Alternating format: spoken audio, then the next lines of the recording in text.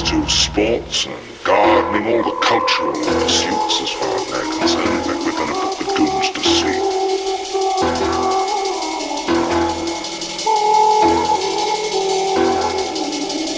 Meanwhile, we dig.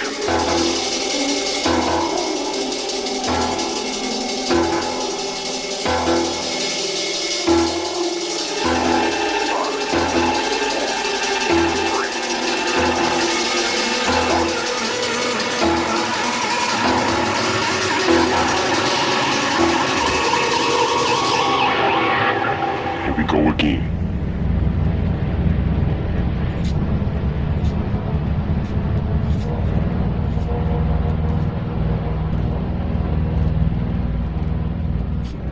And one thing I got from my initial time as a student, and actually stuck around the area for a lot longer, because back then students could only stay 3 months, was that I felt that it was important that someone go out into the world and really start to study from a Christian perspective many of the different phenomena that were part of our world. So that was music was a large part. Also film certainly looked at art, issues related to technology, and there's been quite a few other things as well.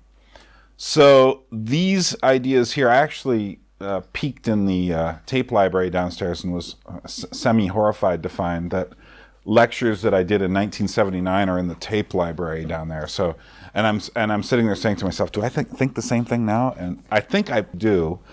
But basically what I started then, I have continued up into the present. And part of it was when I came here, I felt that I had seen, there had been so many really terrible Christian books on subjects. And I just didn't ever want to see another Christian book on rock music. I just feel like those are like hideous. And C.S. Lewis once said the world did not become converted to sort of an agnostic, atheist, whatever, modernist line because they preached louder, but because every time you went to find a good introduction to biology or chemistry or the natural history or whatever a subject, it was always written by someone who had a certain point of view. And eventually those points of view won out. And my feeling was, well, so I better get to work. And so basically I've spent the intervening time working on this. I haven't been writing this the whole time, but just collecting the information. Because I wanted to make sure that what I did was not a simple thing, that it was something that really addressed the problems, that it should stand up anywhere as an important work, if it is merited to be so, on the subject of music and music in the 20th century. I gave up trying to do the concept of writing music history, simply because lots of people do, for instance, rock music history or classical music history, and depending on what kind of music history a person writes, they usually attack it from a certain vantage point, which usually includes a lot of the language of that specific type of music. And as much as I appreciate who was the drummer in such a band in 1972, it's not really my field of interest. I'm interested more in what the music means, or what the media or the film or a play or a work of art means. And I have a pretty deep interest in history. And one of the things I've come to conclude more and more as time has gone on is that while people have become tremendously self-aware, and by that I don't mean we know ourselves particularly well, as much as we always feel like we're being watched. We always feel like there's a camera on us, like we're performing. And so people today, I really got this impression once when I was getting on a train, going to visit a friend who lived somewhere near Harrisburg, Pennsylvania. We went through Amish country, and this Amish man with his children got on. And I looked at his face and I thought, wow, this guy has never had pictures taken of him. And he doesn't pose. He just walks through the world, and his kids are the same, but of course they're a bit younger. But I just thought about that, and I said, and I looked at everybody else on the train, and they've all got like shirts that say something about themselves, or they've got, like their attitude is kind of like, yeah, I'm sitting in the chair, they're posing, they're putting on a performance because they're being observed all the time. And I thought, oh, but what's interesting is as self-aware as we are of how we look or appear or sound, that's why hymns sound so dorky to people is because, I hear myself singing, Rock of Ages, cleft for me. Ooh. You feel yourself doing it as you're doing it. But one of the reasons why, or rather one of the things I've seen is that for all the self-awareness we have, people are almost extraordinarily ignorant of history, and particularly extraordinarily ignorant of recent history. That is to say, if I was to talk to most people here about the Vietnam War, I'm almost afraid to find out what people here know who are, say, below 40, just because it just strikes me that not many people understand the history. For instance, most people I know don't understand the history of punk rock. They don't understand what happened with music in the early 90s during the period in which groups like Nirvana were important. It's like recent history just somehow eludes us. And then schools aren't that good at teaching past history either. So we end up being, it's strange, we end up being here and now. So a lot of my work has gone into understanding history and trying to bring the carcass of the thing to you, so you really get a sense of something from the past. And one of the reasons I really want you to see a sense of something from the past is so that you understand two things. A lot of what you see around you now is really recent and does not reflect anything that is meant to last or will last. And when you put the thing from the past in the present, you suddenly have to renegotiate your relationship to the past and your relationship to your moment now. So when I play musical examples, I'm also interested in the mood of the times. I'm interested, for instance, I'm just going to start off here. Let's call this music as history in the 20th century, as opposed to music history of the 20th century. And this, all I'm doing today is giving you basically the introduction to my book. And it won't be called that in the end. That'll probably be the subtitle. But what I want is, I'm interested in how music has affected us in history. And even in ways I think, I can look around you here and it's hard to see anyone who isn't affected by music. I mean, physically, the way you look, the way you act. You're all affected, one way or another. The only people who might be exempted from that are people over the age of about 60. And but even they have been affected by the changes that have happened to all the people younger than them. So therefore, they have had to renegotiate their way in the world as attitudes change. And so many of those attitudes change as a direct result of things happening in the sphere of music. Before we get going here, I just want to kind of set the mood a little bit.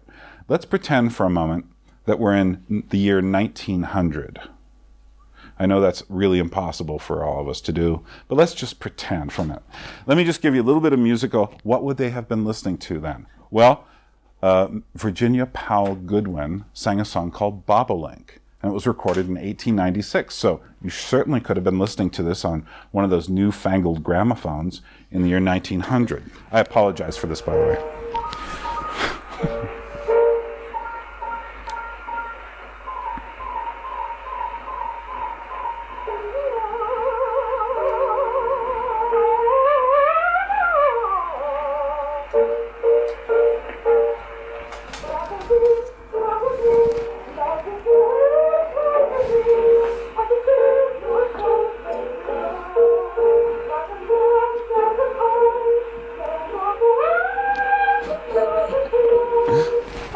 Okay, we'll put Virginia Powell Goodwin to rest.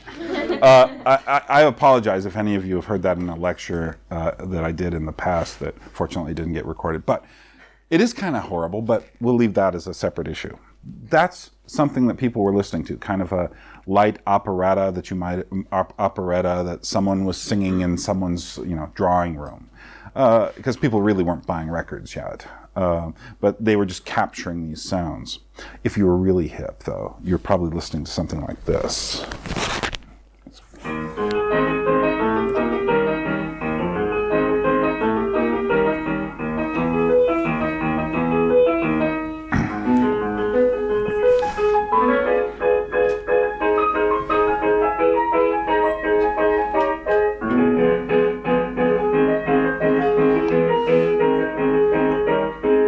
By the way, you're actually listening to Scott Joplin, who made a piano roll of this. And so this was his. There's a few extra notes than the version really has because of the nature of piano rolls. But basically, you're hearing Scott Joplin actually putting his fingers to cut the piano roll, like cutting the old IBM cards that used to have little square holes in them. So a little bit more of this.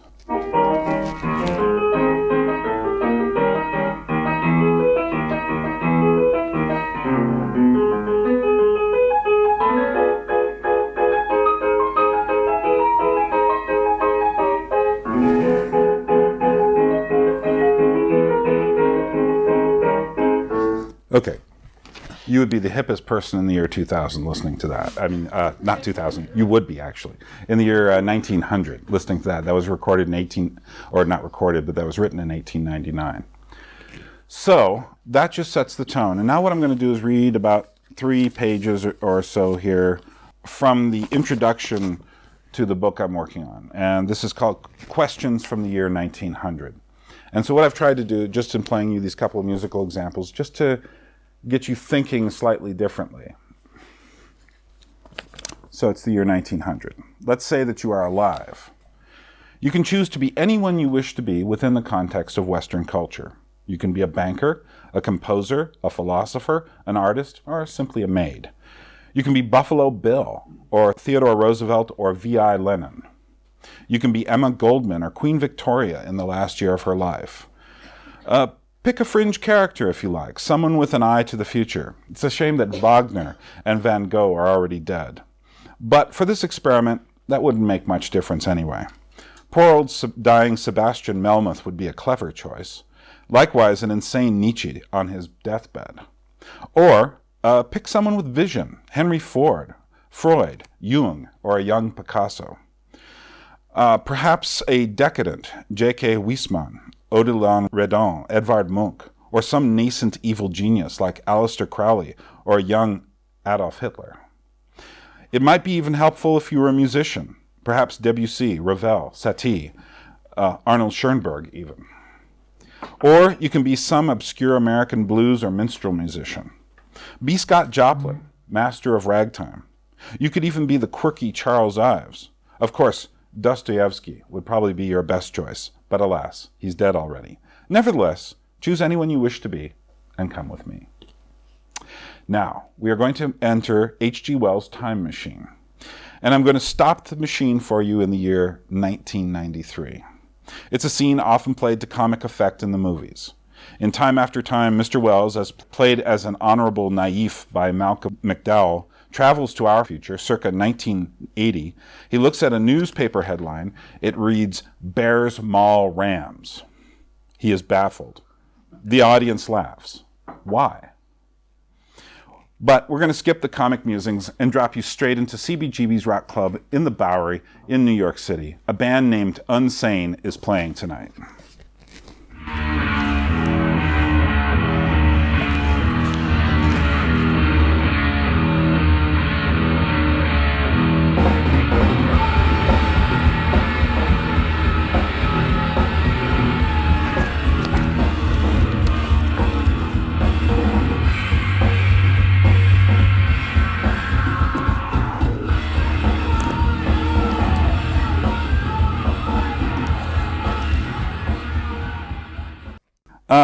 Let's see. They've already started the show. The place is darkened, almost not like night. But before you can even comment on the darkened environment, the first thing that slugs you is the volume of noise boxing your ears. You've never heard anything this deafening before. The only analogies you have are thunder, waterfalls, railroads, a few factories, but none of those sounds seem as menacing or as aggressive as this does. Perhaps if you had experienced modern warfare, but given that you are from the year 1900, like most of your contemporaries, you most likely have no experience at all of mortars or Gatling guns. You continue to look around. People are drinking from a very crowded bar. Cigarette smoke fills the air, mixed occasionally with a more pungent, sage-like aroma. Soon your eyes adjust to the dark, though your ears will never adjust to that sound.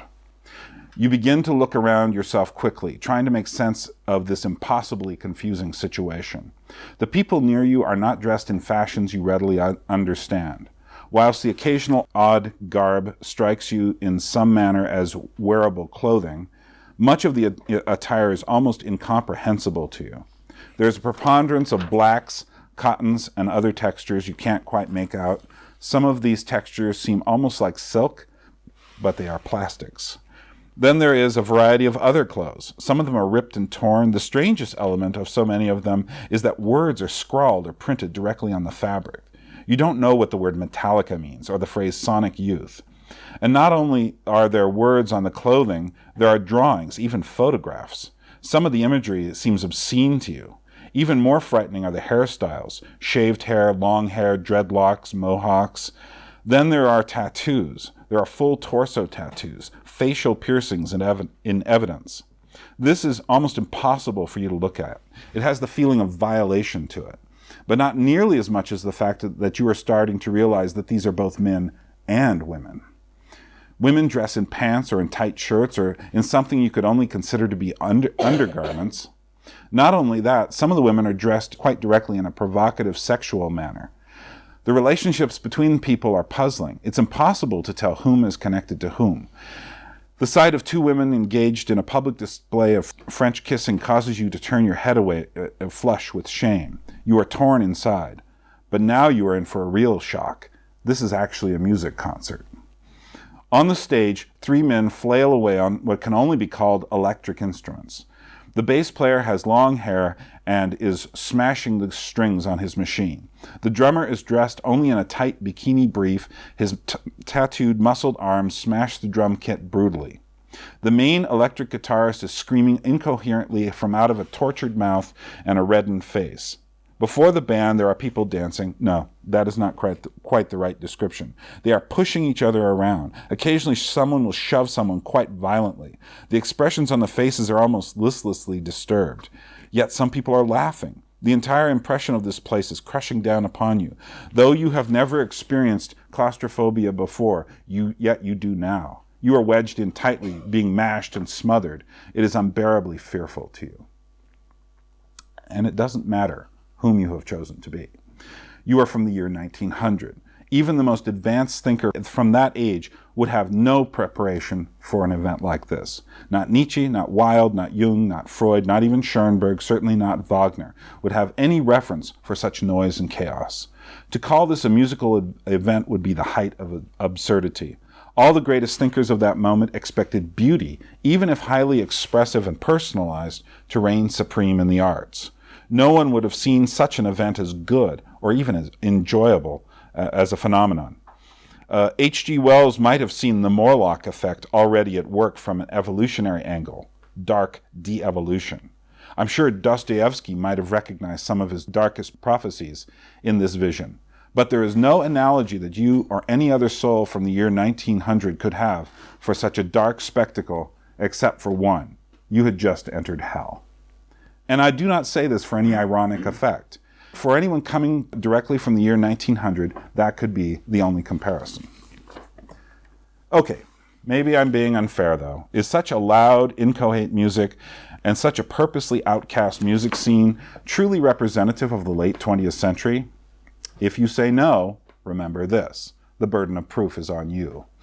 There was indeed an awful lot of loud, ear-splitting, angry, dissonant music in the late 20th century popular culture. But let's play the game to the next round. Now, I doubt that a Public Enemy show would soothe our time traveler, but would a Mariah Carey or Whitney Houston show be that much of an improvement? Or what about a Las Vegas nightclub act? How would you explain the costuming to our visitor? Perhaps you could get our friend in to see the Rolling Stones or U2, but what would you say about the large, frothing crowds? Or maybe we need to see a modern country band, Garth or Shania.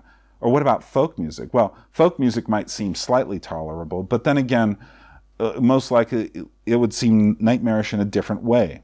The question of volume is key here. Why do we need amplification in small clubs and storefront churches? I've seen amplification for folk musicians in rooms that were 15 by 20.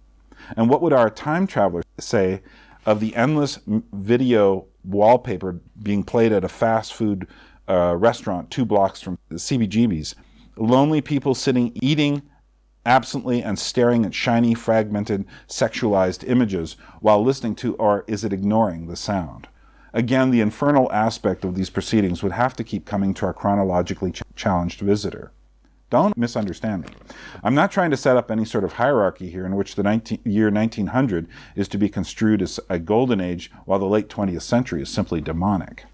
The year 1900 was certainly not a period I would particularly relish for its integrity and charm. It was a time of shallow optimism. After all, this was the era drifting blindly towards World War I. Nor am I going to play the usual modernist card and declare the great advances of contemporary society as an evolutionary leap. The fact that we are, superficially at least, more aware of psychology, sexism, and racism doesn't make this a superior civilization. Likewise, the postmodernist smirk seems as unavailable to us as does modern pride. The only thing I wish to suggest at the moment with my slight flight of fancy is that something has radically changed in Western society since 1900.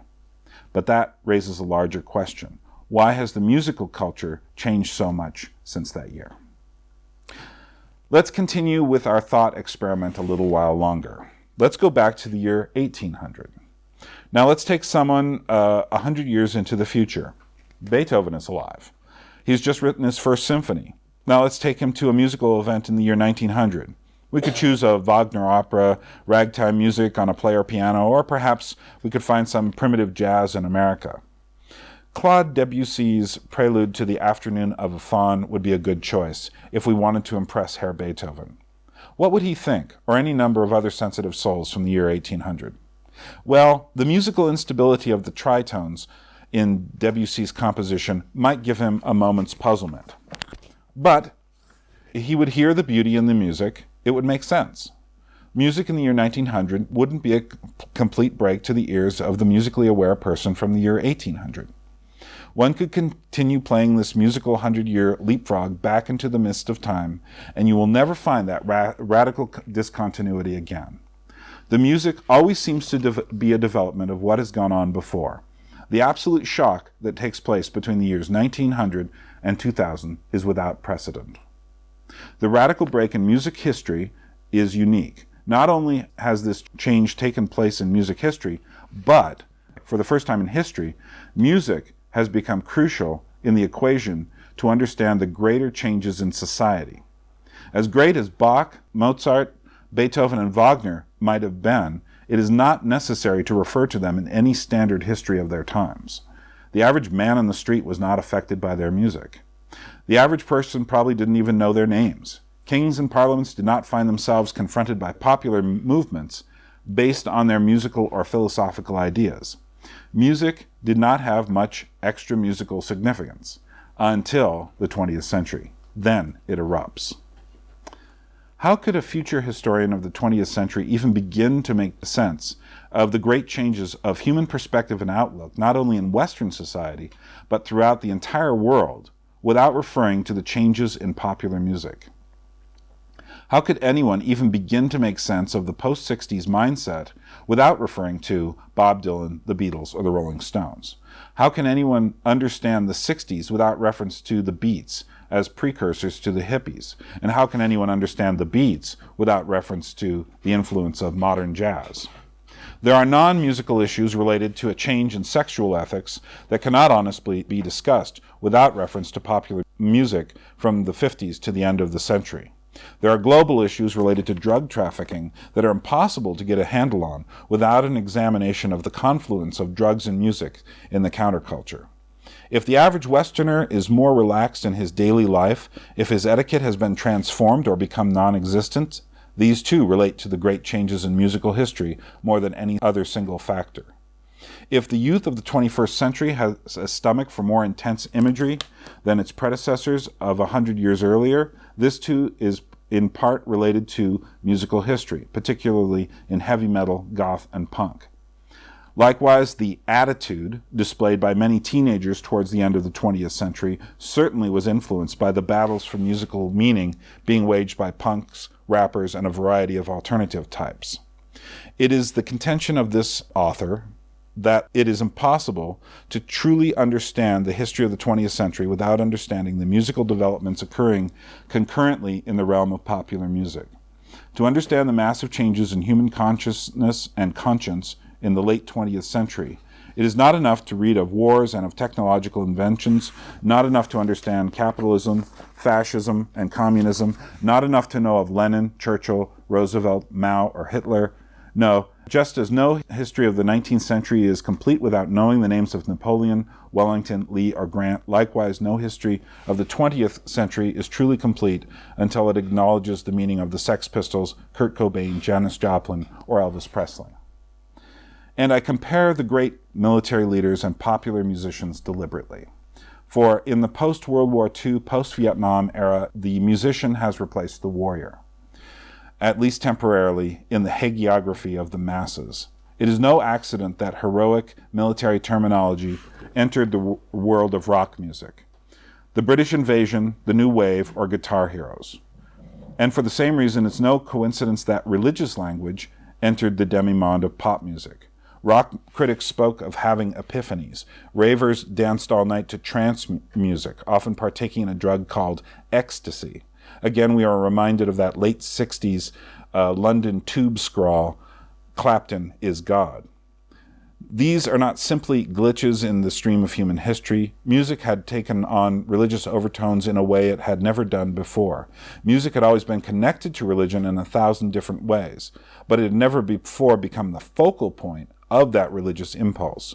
Music, like art or architecture, had always commented on life, but during the second half of the 20th century, music actually became the only revelation of life's meaning to untold numbers of people around the world. The intense collector's market for records and CDs attests to these facts. Why would someone spend nearly $500,000 in an auction for one page of John Lennon's handwritten lyrics to the song Nowhere Man, if these graphic symbols were not loaded with significant meaning? Likewise, the extraordinary sectarianism that came into existence in the post-punk world of the early 80s bears witness to this phenomenon. Not only did punks revile hippie music, but garage punks hated new wave, and goths loathed hardcore, and metal kids hated ska, and everyone hated post-disco dance music. Of course, it wasn't that way for every individual, but then heretics are a part of every religious landscape. What is clear is that music's, particularly popular music, changed into something it had never been prior to the 20th century. Central, no longer peripheral. So, the question presents itself again. Why did music change so profoundly in the 20th century? And another question arises from that one. Where did the noise, the volume, the dissonance, the rage, and the apathy come from? And I'm going to stop that here, and I'm going to play you a few examples. Before I do, I could take a few questions now before I go into the music examples if anyone has something burning. Otherwise, I'll just go straight. Okay, yes? When you're talking about history, you're talking about Western history, North American history? Well, by this time, world history. Yeah, there are hardcore bands in China, and there are jazz groups in New Guinea. Someone once said they climbed to the highest outpost on their way to Mount Everest and found a poster of Duran Duran. So by this time, yeah, world history, which is itself, I mean, why world history? It's a question all by itself, but music has had an amazing impact. So what I'm going to do right now is I'm simply going to play a few things and just give you, I'm not trying to answer this question today. I'm simply posing the question today. And I just want you to get a sense that there is a question here. And that's something you need to think about because it all affects you. This is, like I say, this is just the introduction to my idea. On Friday and the next 2 lectures after that, I will be giving a 3-part examination of what happened in San Francisco during the late 1960s. And that will be a very good illustration of what happened and how it affected things. Well, what's interesting is, I've already showed you the gap between one side of the 20th century and the other. But what's interesting is if you go to, say, the year 1959, which is quite a ways into the 20th century, you don't really hear the break yet. For instance, here's Frank Sinatra from 1959 singing Stormy Weather. Don't know why there's no sun up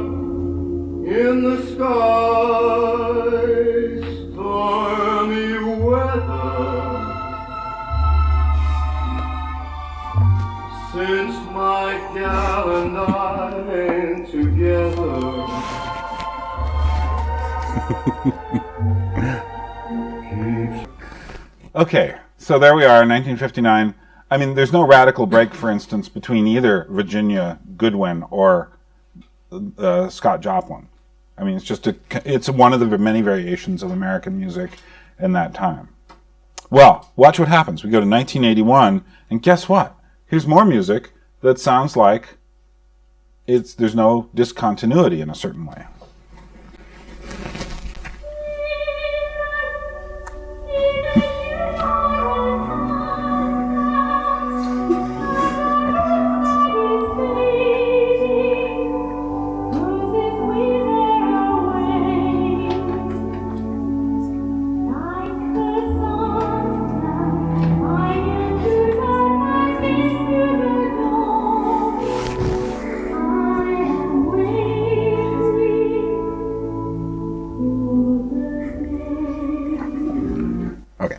Stop there. Cats, Memory, 1981. If you were listening to that kind of music then, you would think, Byrne, what are you talking about? What is this weird sound you dragged out of nowhere? I mean, in fact, you could do it to 1997. I'm going to play you a song that was a huge, massive hit in 1997. And it sounds like, it's basically extraordinarily high-tech, well-produced variation on the kind of stuff Mrs. Goodwin was singing.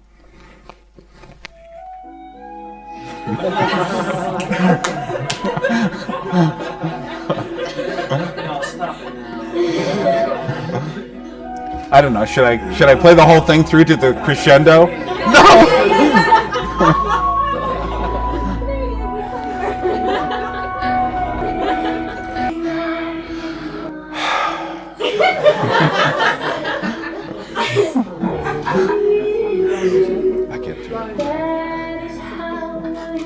I can't do it. Sorry. I was going to, I actually, a friend of mine, Nathan, who is watching my house as a former Labrie student, I made him listen to the whole thing. He was like, no, please stop. But now what's interesting is, of course, that was a huge hit. That's 1997. That's near the end of the 20th century. And you want to know something? There are lots of people who live in those kind of worlds. That is to say, they surround themselves with music like that and do a very good job of pushing some of that other stuff off the radar as much as they can. But what does that mean? What's interesting is I think Christian people actually are some of the best ones at doing this, because Christians have surrounded themselves in a culture where they get to listen to very, very lightweight Christian contemporary, or as I call it, commercial music. And they, don't mind if their kids listen to this, or cats, And so it's almost like it's this strange romantic holdover that continues. It's often the most commercial, sappy, sentimental. I'm sorry if I'm offending anyone here who really likes that song. But, Celine Dion does have a very good voice. Okay, I'm done with that. But it's often the most sentimental, romantic stuff. And I mean that both romantic in terms of, love relationships, but also in a real romantic sense, the emphasis upon all those feelings and how deep they are. And except of course, by the time you're done watching, I felt like when she was dropping the diamond off at the end of Titanic, I was like, just jump in after it, just forget your heart, really. I mean, but maybe that's just me. Maybe this is a thing. Now, what's often done is this stuff is kind of sold as girl culture more than guy culture. Guys are supposed to listen to like aggressive stuff, and girls are supposed to listen to this romantic stuff. But I think, like I say, the very fact that so many people use this kind of music as a place to hide from this other stuff, which I'll be getting to in a moment, is suspect to me.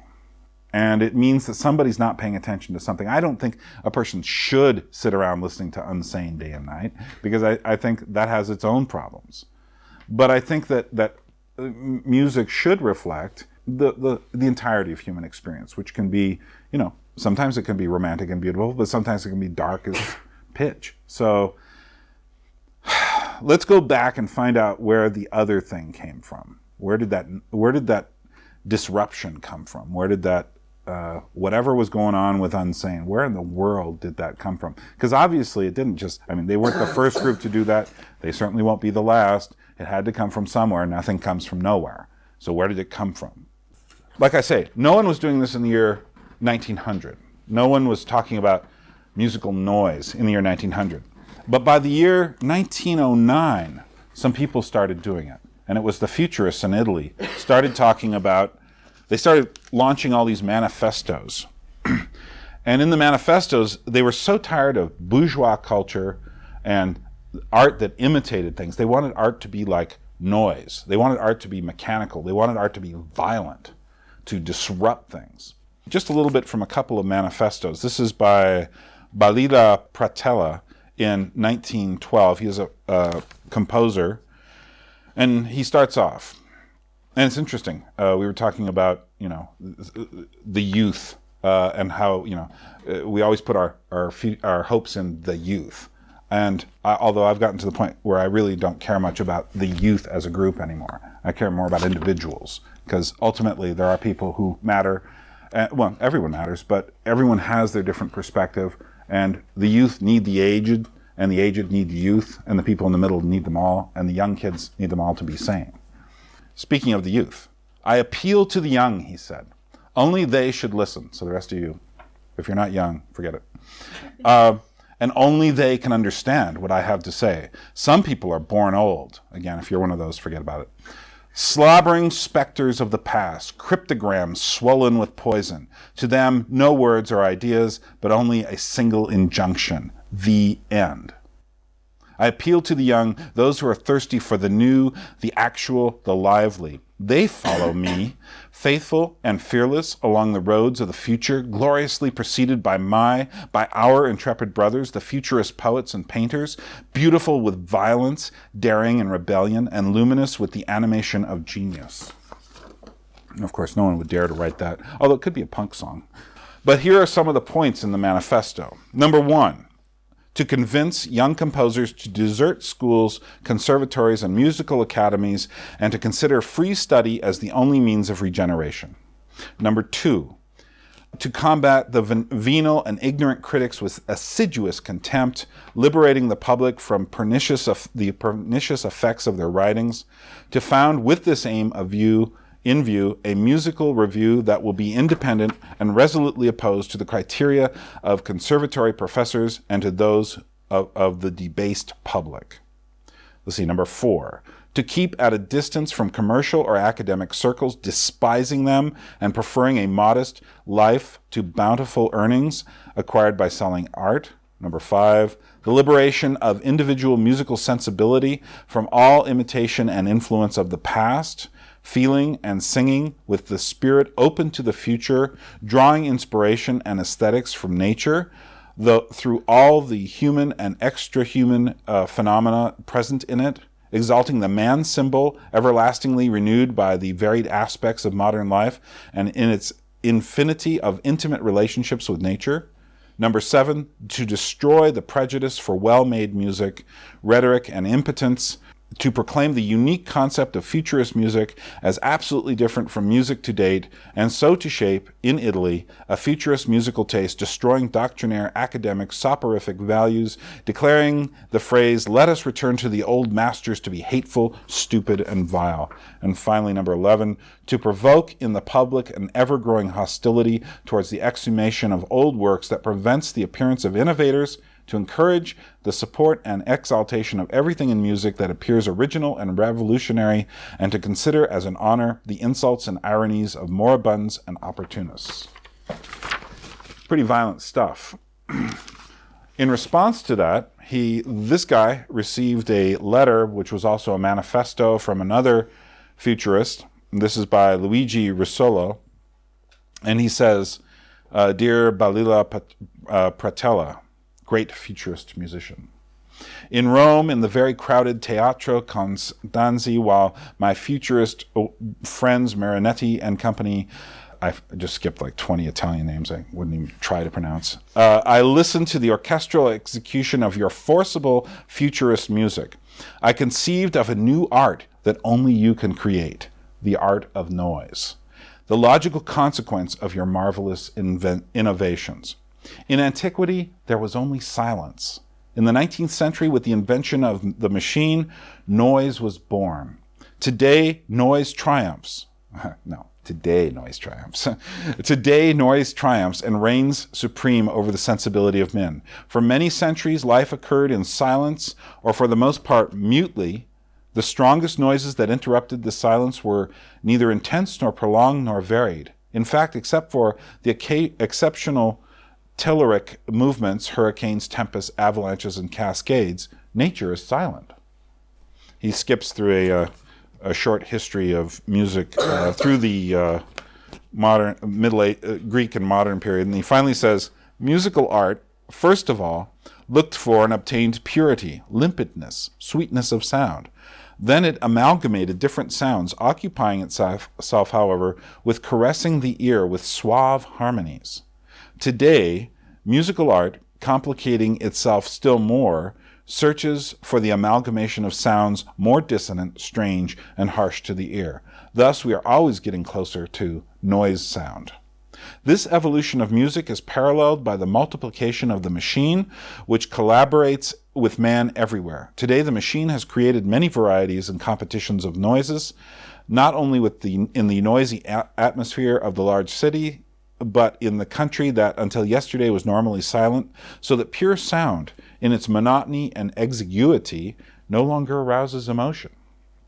To excite and exalt our sensibility, music has developed a more complex polyphony and a greater variety of musical instrumental timbres and colorings. It has researched more complicated successions of dissonant chords and has vaguely prepared for the creation of musical noise. The evolution towards noise sound was not possible before today.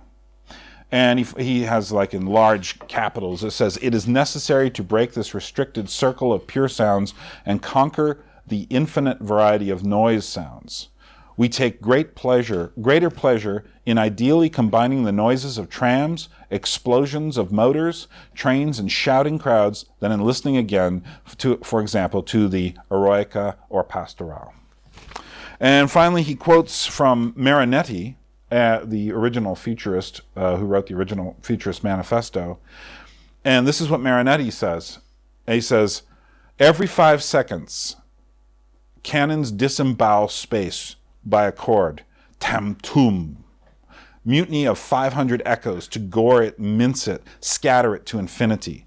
In the center of these crushed tam-tums, it's written really strangely, with 50 kilometers square jump, explosions, fissures, fists, rapid-fire batteries, violence, ferocity, regularity, the grave bass scans the strange, very, very agitated crowds, high notes of the battle, fury, breathlessness, ears, eyes, nostrils open, beware, strength.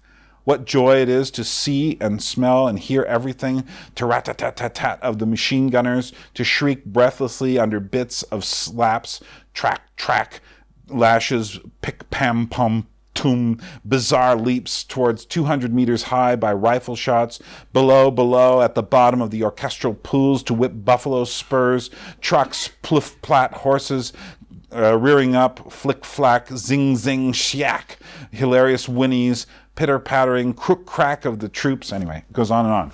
And the point is, let me just read, he finally ends in saying, we need to incorporate noises into music, he's basically saying. And he says, here are 6 families of noises of the Futurist orchestra that we shall soon achieve mechanically. Roars, thunders, explosions, bursts, crashes, booms, that's 1. 2, whistles, hisses, puffs.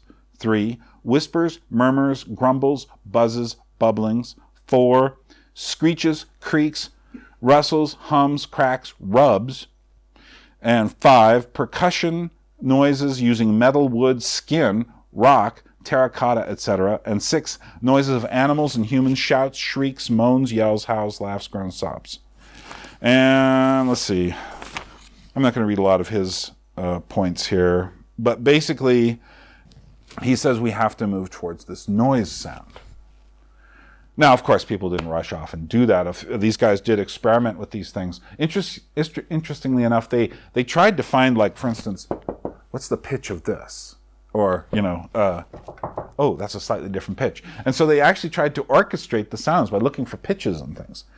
But of course, what Marinetti is saying there, with all the confusion of the war, is really what it was all about. And in fact, the Futurists glorified war and violence and the machine and power. And their ideas and ideology led straight to fascism, both in Italy and in Germany. So, that's what underlines the concept of noise music. And let's go on. These ideas circulated in the art world, and eventually they began to pop out in people like John Cage in 1952, although with a very different spirit.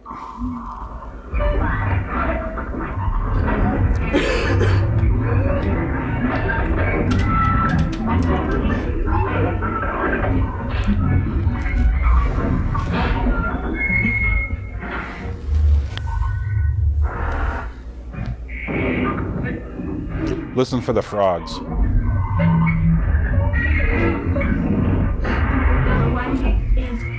Frogs are kind of the leitmotif in that piece. It's called the Williams Mix by John Cage, 1952. Karlheinz Stockhausen in 1959 took the similar concepts but applied them in a more electronic lens.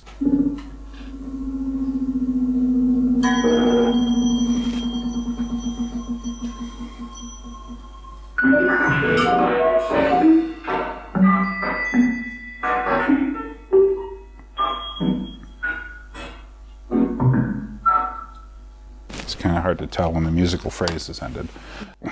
How many people here have heard of Karlheinz Stockhausen? Raise your hands. Exactly. Like 4. And I'm sure if you went to other places, you'd find the numbers even dwindling from there. Why? It's not exactly popular music. So therefore, how did these concepts move somewhere else? These kind of dissonant, noisy, random kind of ideas, this noise, essentially. Well, one thing that started happening was that these ideas started to move also into jazz.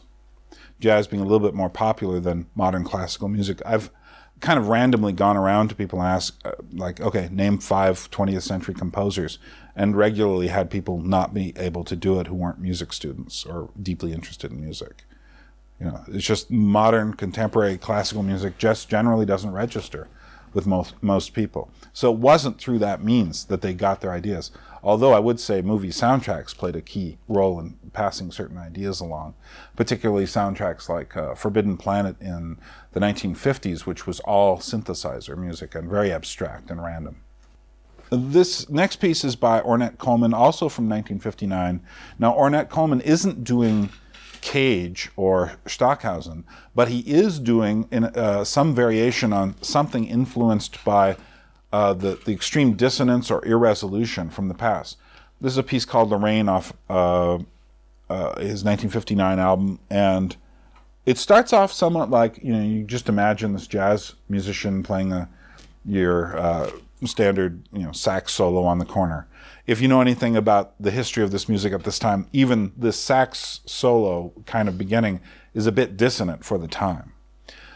But then what happens, what's really interesting, is it changes as it goes. And suddenly it just starts changing very nervously. It doesn't follow the rhythm that's been set up. It doesn't follow the pattern. It then suddenly moves very quickly off into this side and then off to this side, the musical tone. And so you start to hear some of these elements start to arrive.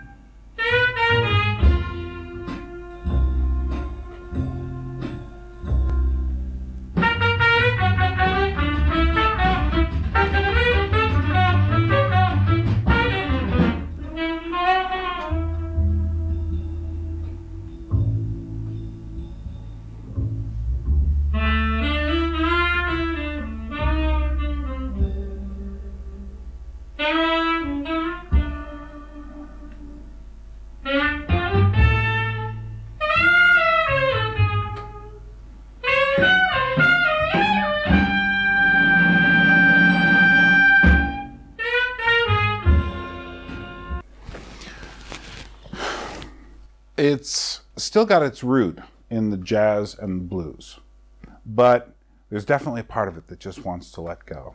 And eventually what happens to jazz is it does, and jazz essentially discovers John Cage.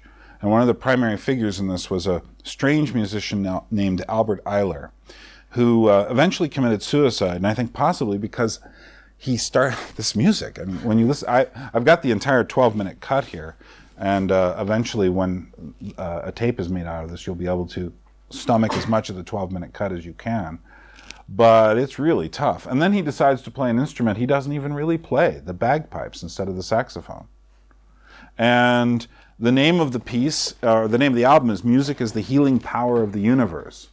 Now, I'm listening to this, and personally, I'm not getting healed. And I don't think he did either. But he would name all of his stuff things like Holy Ghost. The actual name of this piece is Masonic Inborn, Part 1. So, Albert Ayler, 1970.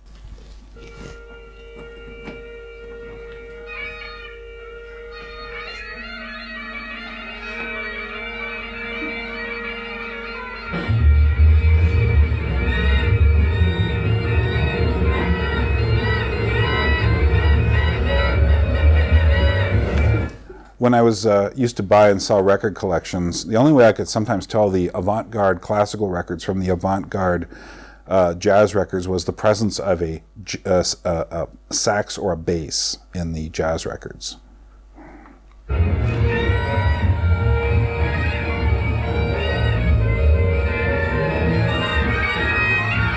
Now it basically goes on like this for 12 minutes.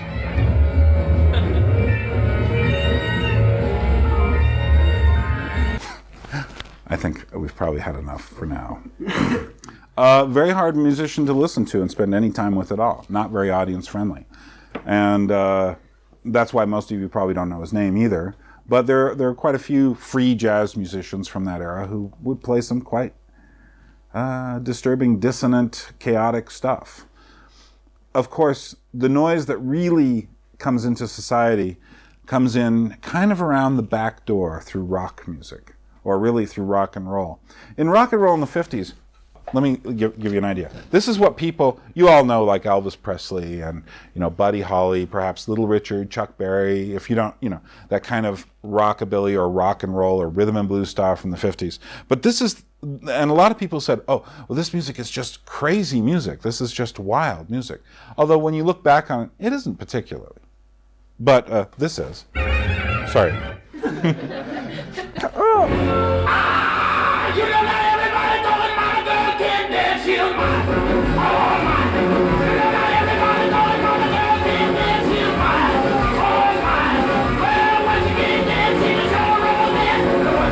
I mean, the words don't stand up to any sort of doctoral dissertation, but there's definitely something going on here that's quite intense. This is actually 1963, kind of no-name rhythm and blues artist named Bunker Hill doing a song called Girl Can't Dance.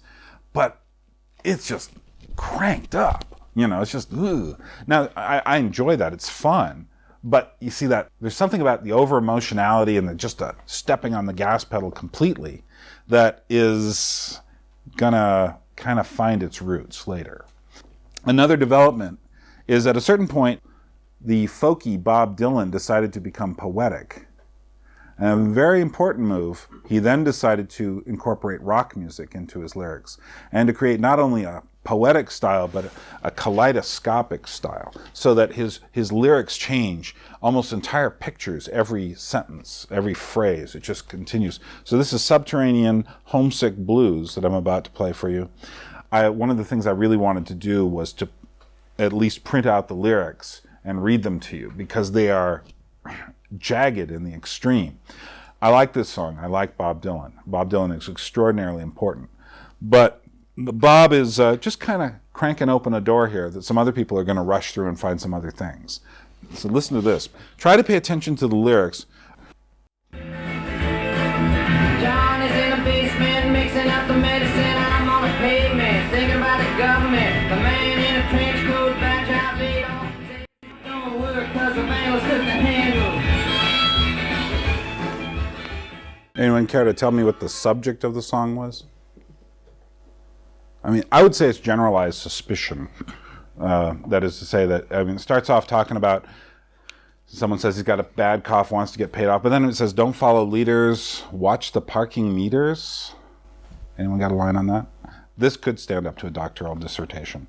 There's a lot going on in here. And it's kaleidoscopic. There's some songs, some of my favorites. I wish I could play you the entirety of Tombstone Blues or Desolation Row or You Know Something's Going On, but you don't know what it is, A Ballad of a Thin Man.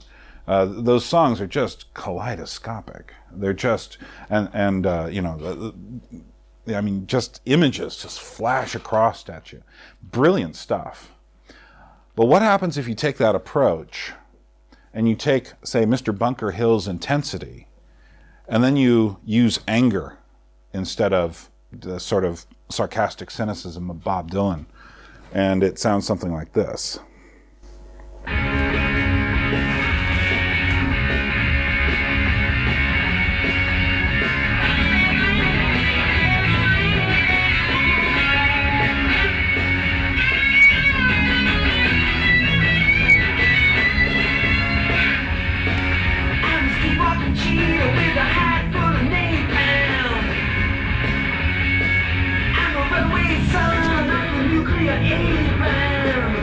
I'm a street-walking cheetah with my heart full of napalm.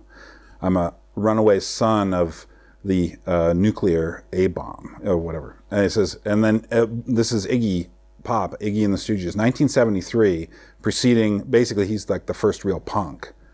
And what he's doing now is he's throwing up this kaleidoscope. I mean, listen to those lyrics. I mean, they're just like, all over the place, image-wise.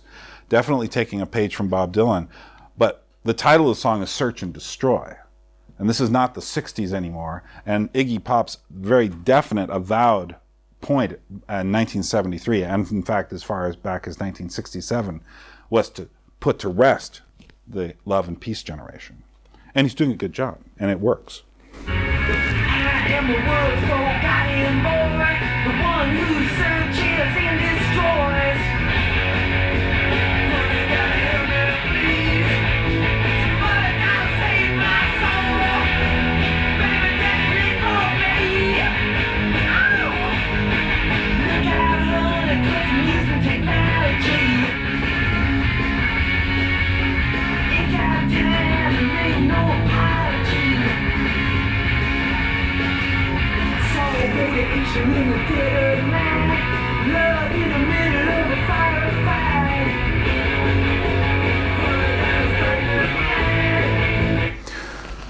What's interesting about this song, has anyone ever heard this song in another context besides just listening to it on a radio or a record or something? It was used in 1996 as a Nike theme for one of their shoe advertisements during the Olympics. Which just goes to show you there isn't anything ultimately that won't be used in some sort of commercial sense. So that, for instance, what they focused on in this is the word technology. You could kind of almost feel it bubble out of the mix as they were using it, because of course Nike shoes are all about technology ultimately. But this is the kind of thing that would go and become the seed for the punk scene. And then as the punk scene died, the seed for the next scene was even weirder.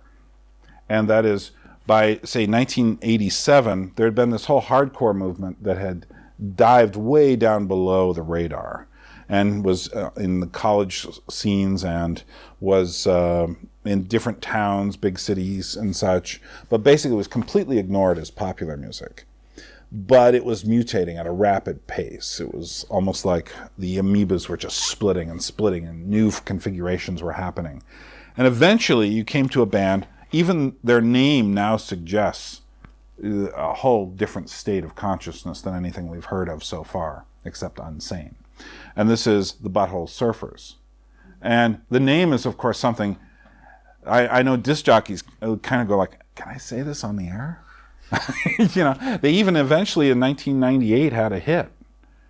And what's interesting is I played for someone who liked their hit. I said, oh, here, why don't you hear one of their earlier songs? And they were like, whoa, because this is most critics will say that the Butthole Surfers, who are from San Antonio, Texas, and very much had a extraordinarily destructive and loopy Texas sense of humor, that they were perhaps the most, what's the word that's often used? Aural sludge. That's one word that shows up. Aural filth. And they're not talking about the lyrics. They're talking about it's the sound of a toilet flushing. It's the sound. It's just they've grappled out this horrifying sound. And what it is these people now are really starting to become aware of what's happened in modern jazz and classical music. But what they also are very aware of is punk rock, and what punk rock brings to the stage, along with heavy metal, is the volume, the sheer volume, which the Marinettis of the world would have loved. I can imagine Marinetti. Now, if I'd gone to 1910 and said, "Oh, let's take Marinetti and throw him in there," he would have been in tears and rapture, going, "Oh, this is it. This is what I longed for. This is what I dreamed for." But of course, nobody in 1900. Marinetti was only 27. He would have been 17. I don't think he was dreaming quite yet of his musical noise configurations. But we're going to listen to the Butthole Surfers. This is a song called "Sweat Loaf." Do with it as you will. The introduction to the song. Oh, I should tell you what their shows used to look like. Back in the 60s, people took acid, and one of the curses of acid was the bad trip. So you'd see horrifying things because you took too much acid or they had the wrong kind of experience. The Butthole Surfers came upon the original concept. What's wrong with that? And so they would kind of encourage all of the people coming to their concerts to come there was a new wave of acid taking in the late 80s, to come on acid or mushrooms or something. Come, and then while Gibby Haynes would be singing through a megaphone, so it'd sound like hollow and empty sounding. And the other people would be making this aural sludge. And while that was happening, they would be projecting on the back screen things like penis reconstruction surgery films, or farming accidents, or what happens when the harvester thing cuts off someone's head or something. And they would be showing this so that you're sitting there. What kind of experience are you supposed to have? It's so ironic, you see. And so what's happened now is the noise has come with this deep layer of what will later be termed postmodern cynicism. And you can hear it from the very beginning. I won't comment on what the words you're about to hear. They will comment on themselves. And they are, in a weird sort of sense, a comment on certain kinds of shallow Christians and how shallow Christians label things. Then the noise goes on, and what's weird is it's not that the noise just suddenly launches into aural sludge. It's that then it goes back into music, and then it goes back into aural sludge. So they're not even saying, "Oh, whoopee, heavy, weird." They're going, "Who cares? Good luck."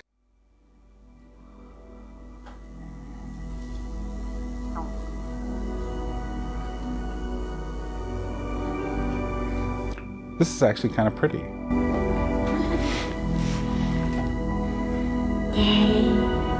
Yes, son. Well, son, a funny thing about regret is that it's better to regret something you have done than to regret something you haven't done. And by the way, if you see your mom this weekend, you be sure and tell her, "Satan! Satan! Satan!"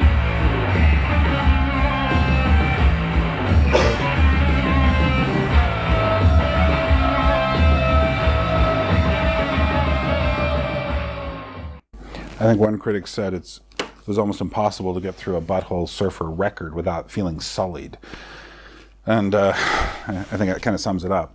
But what's interesting is of course, there's a secondary point here, which it was in my introduction that I read, is that to find yourself capable of enjoying that means you must share a certain amount of the outlook. And they were one of the people responsible for creating that outlook. But that's related. By 1990, it had happened. That is to say, the thing that I had mentioned in by playing Unsane had happened. Suddenly, noise had just come to the fore, and it wasn't about music as much as it was a wall of sound. I remember going into clubs in around 1990 or so, being like slightly out of the demographic of those people. It was like, oh. just the sound, and I realized that was to keep me out. That was not for me to enjoy. That was to keep me out. And if I poked my head through the sound, in a sense, then I'd hear the music. And so the music had become mechanical, distorted, frightening, and at the same time ludicrous, silly, cynical, precisely nothing.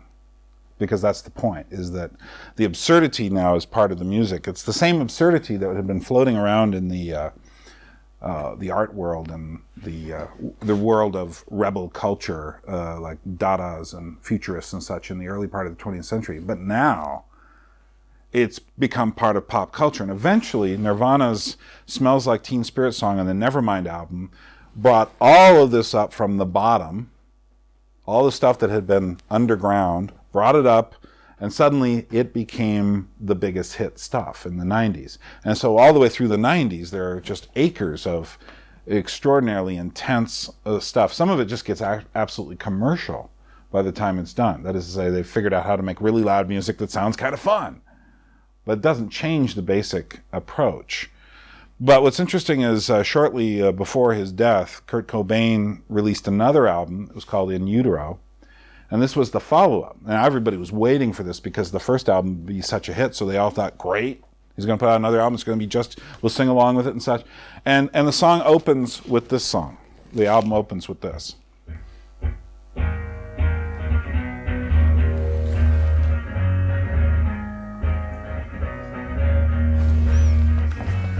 Rape me,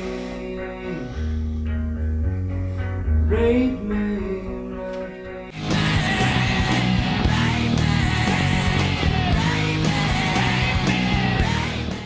What's interesting, though, is he purposely did the whole album to contradict the concept of being a star. But of course, the record sold like hotcakes anyway because it was Nirvana and they were already a big hit. And many other, like I say, very loud bands went on. But it didn't surprise me when he killed himself the next year. And it didn't surprise me that he found himself caught in this kind of vice between being popular and, what was he doing? He was putting up like porcupine quills, saying, I don't want this, whatever it is you're trying to do to me. And his noise and anger was part of saying that. And the album is a very difficult album. But what's weird is that album went to every kid who probably bought, or everyone who bought, every teenage kid who bought Nevermind, bought that and got all the same stuff, the noise, and by album after album.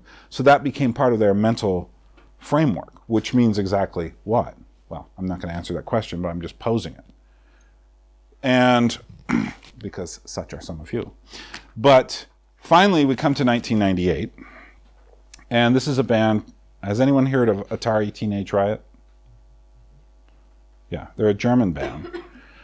And they pushed it all one level further, as if it could possibly be pushed one level further. They did. And what they did was they started using samples of punk and hardcore. Like rappers would use samples of funk songs. They would take the song and build another song out of it.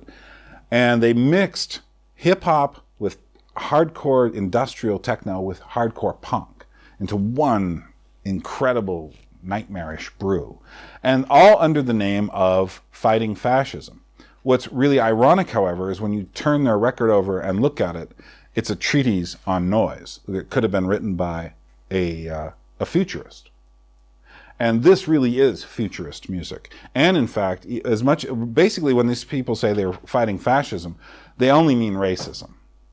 But in truth, this music is about power and about giving in to power. And if you give in to their message, you have given in to this concept of power as strength, as all there is. And so even what's funny is people often become what they hate so badly. And so the avowed purpose of this is to fight fascism. But in reality, it is only stoking the fire, since very few people today really understand what fascism is anymore. They have just a flimsy view of what it was. So this is a song called Start the Riot by Atari Teenage Riot, 1998.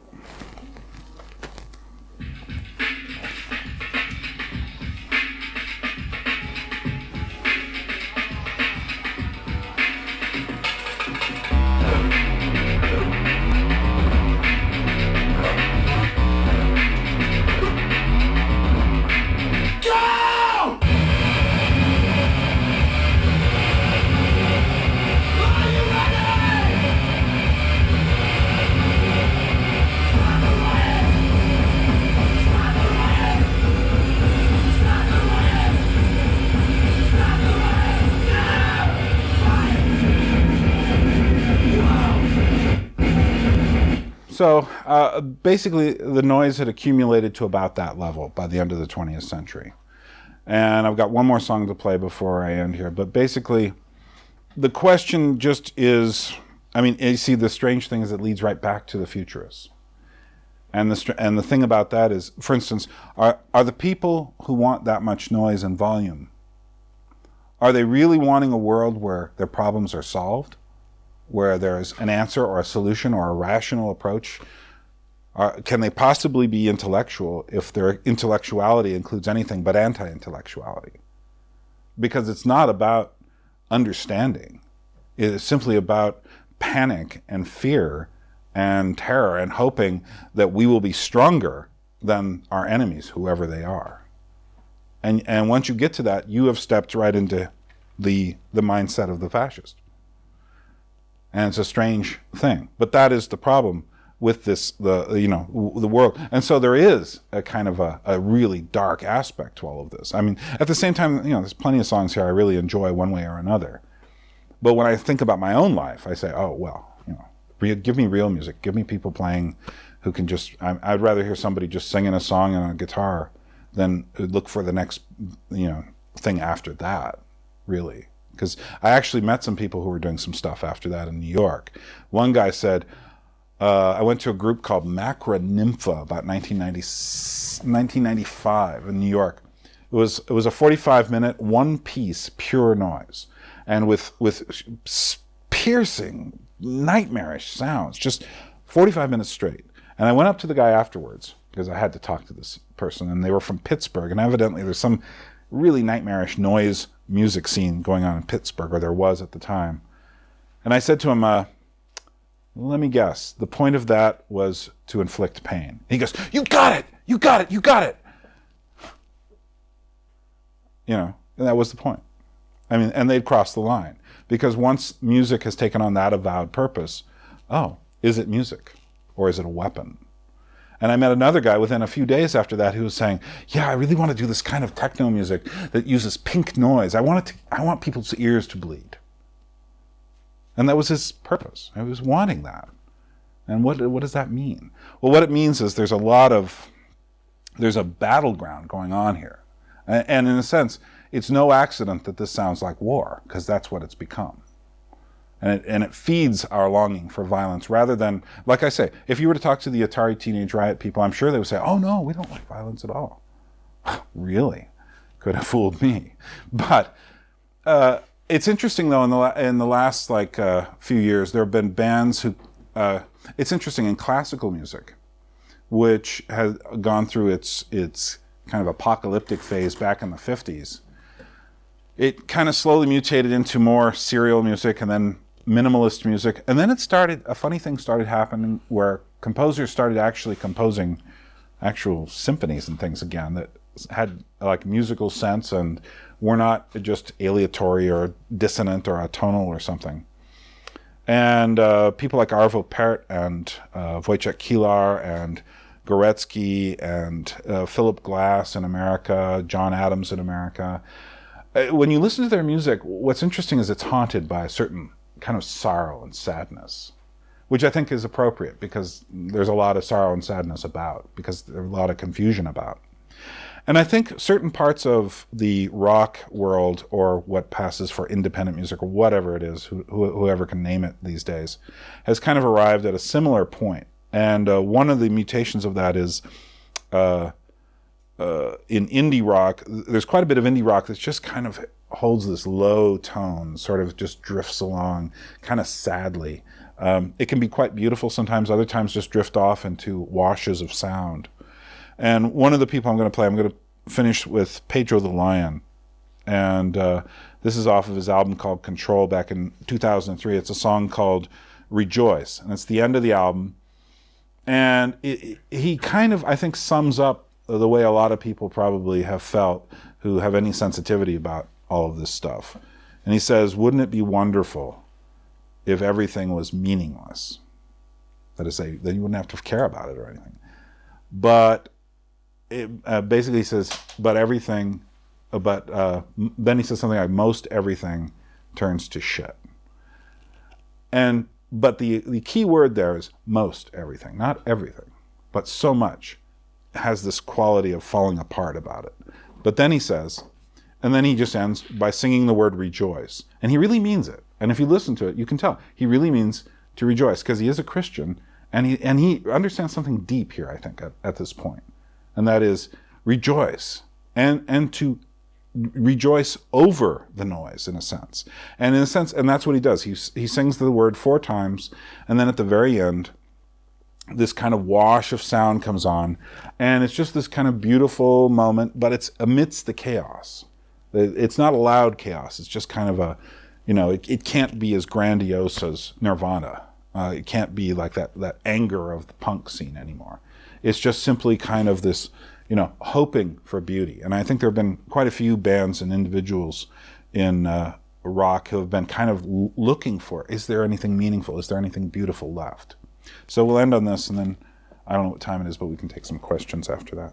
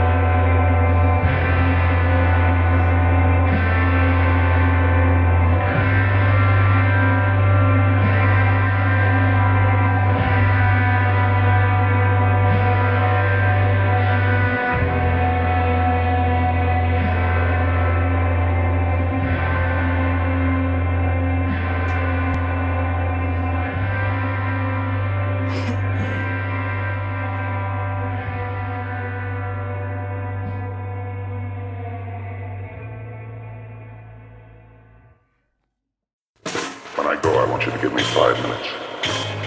I told you boys I'm no escape artist. The first time I liked the art.